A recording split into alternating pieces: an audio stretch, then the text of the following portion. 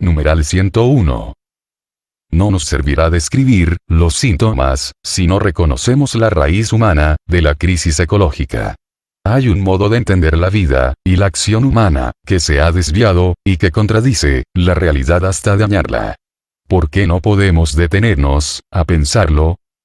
En esta reflexión, propongo que nos concentremos en el paradigma tecnocrático dominante y en el lugar del ser humano y de su acción en el mundo.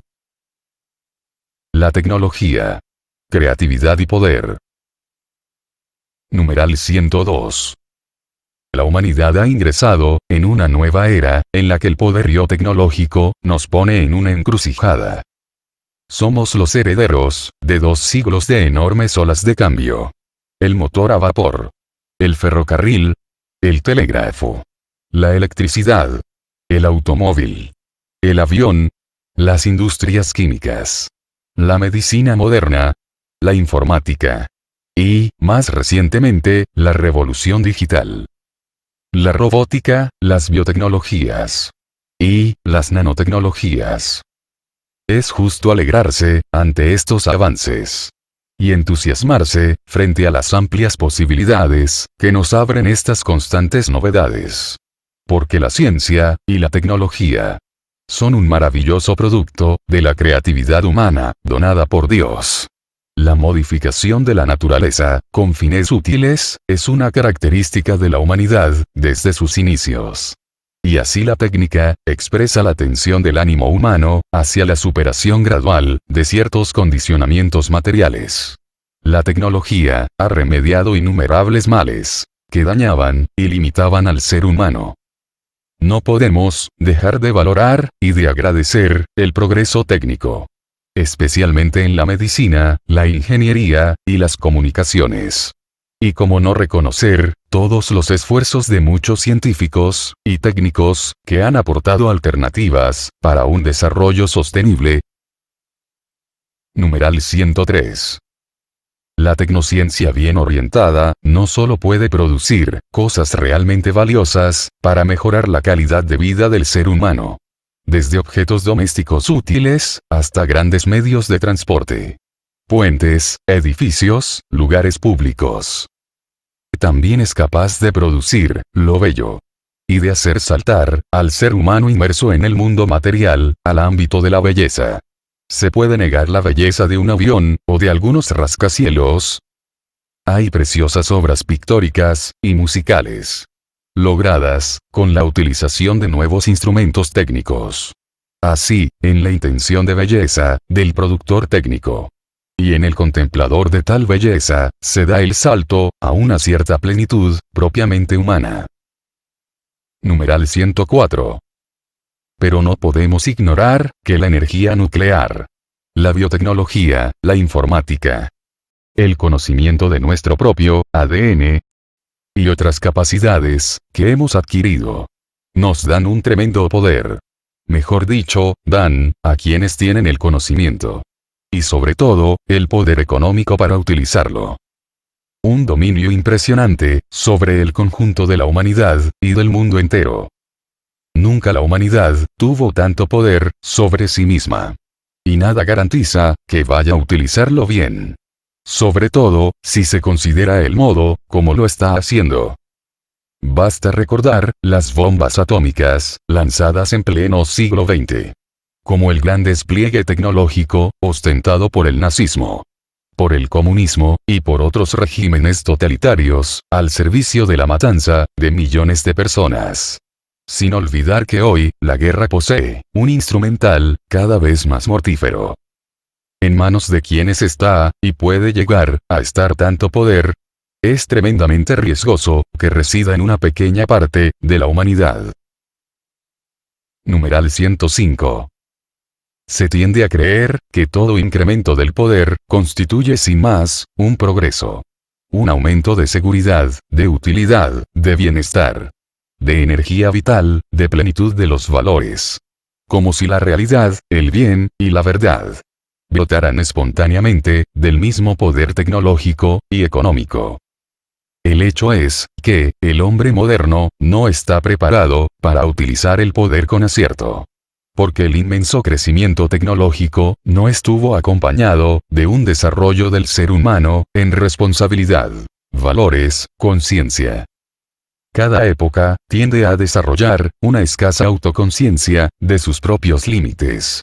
Por eso, es posible que hoy, la humanidad, no advierta la seriedad de los desafíos que se presentan. Y, la posibilidad de que el hombre utilice mal el poder. Crece constantemente, cuando no está sometido a norma alguna, reguladora de la libertad, sino únicamente a los supuestos imperativos de la utilidad y de la seguridad.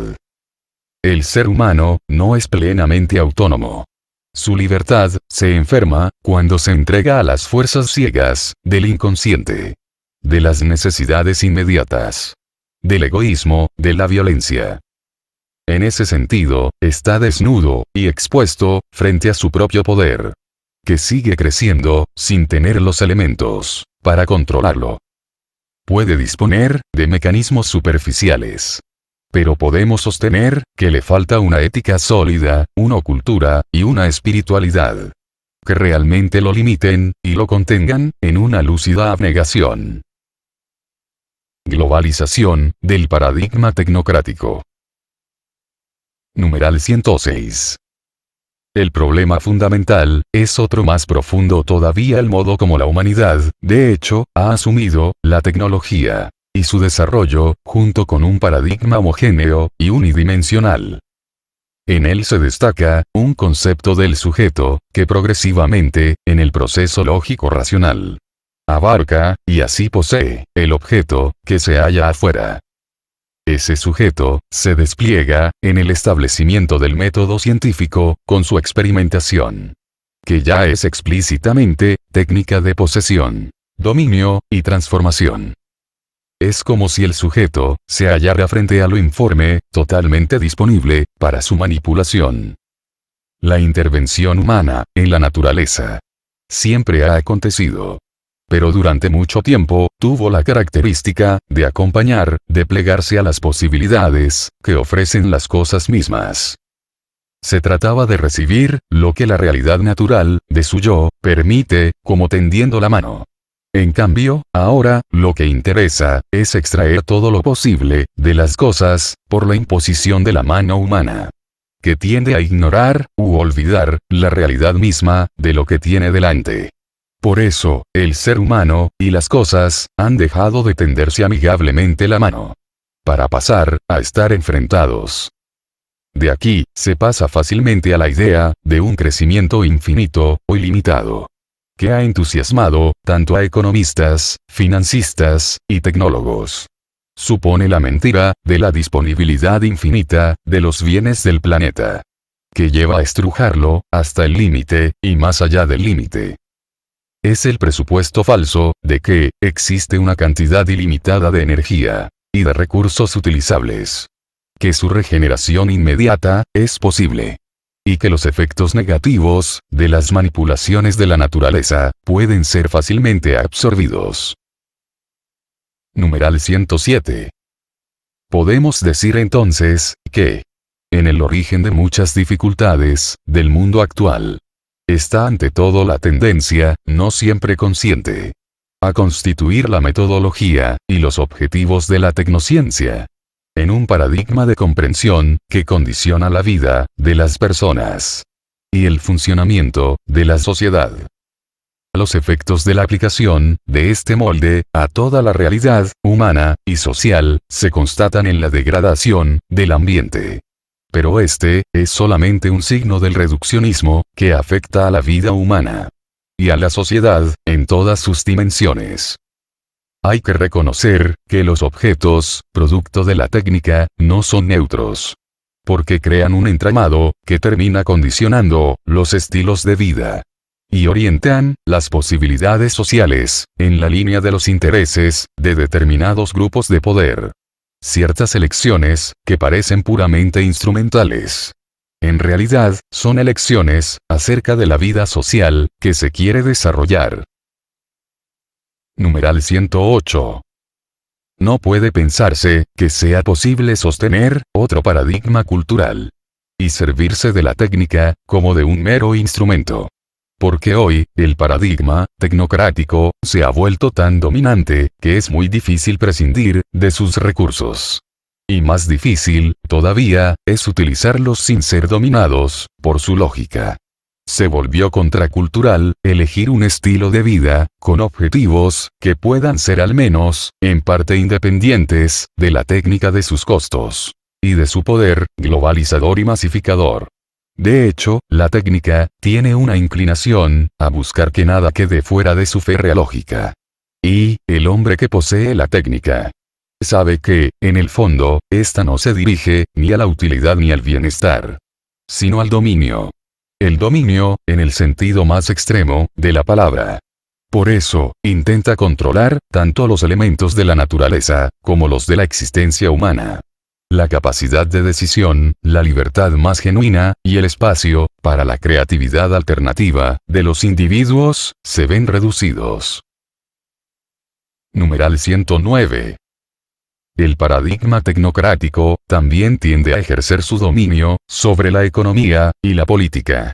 La economía asume, todo desarrollo tecnológico, en función del rédito, sin prestar atención a eventuales consecuencias negativas para el ser humano.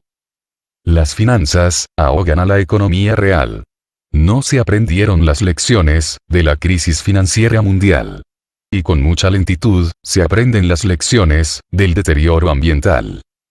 En algunos círculos, se sostiene, que la economía actual, y la tecnología, resolverán todos los problemas ambientales, del mismo modo, que se afirma, con lenguajes no académicos, que los problemas del hambre, y la miseria en el mundo, simplemente se resolverán, con el crecimiento del mercado. No es una cuestión de teorías económicas, que quizás, nadie se atreve, hoy a defender, sino de su instalación, en el desarrollo fáctico, de la economía. Quienes no lo afirman con palabras, lo sostienen con los hechos.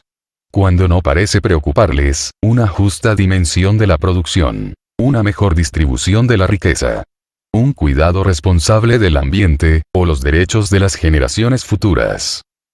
Con sus comportamientos, expresan que el objetivo de maximizar los beneficios, es suficiente.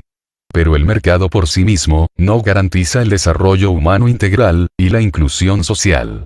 Mientras tanto, tenemos un superdesarrollo derrochador y consumista, que contrasta de modo inaceptable con situaciones persistentes de miseria deshumanizadora.